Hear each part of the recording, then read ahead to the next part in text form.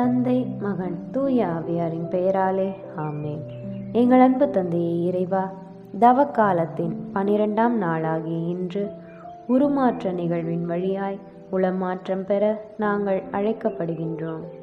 மோரிய மலை ஆபிரகாமின் நம்பிக்கையை வெளிக்காட்டியது. தாபோர் மலை இயேசுவின் எதிர்நோக்கை எடுத்துச் சொன்னது. கல்வாரி மலை தந்தை கடவுளின் அன்பை பறைசாற்றியது. இவையாவும் தியாகம் என்ற ஒற்றை புள்ளியில் இணைவதை நாங்கள் உணர்கின்றோம்.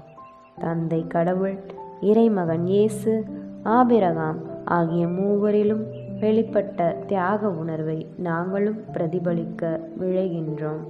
இத்தவக்காலத்தில் தியாக உள்ளத்தோடு நம்பிக்கை, எதிர்நோக்கு, அன்பு ஆகியவற்றை வாழ்வாக்க எங்கள் ஆண்டவராகிய கிறிஸ்து வழியாக உம்மை மன்றாடுகின்றோம்.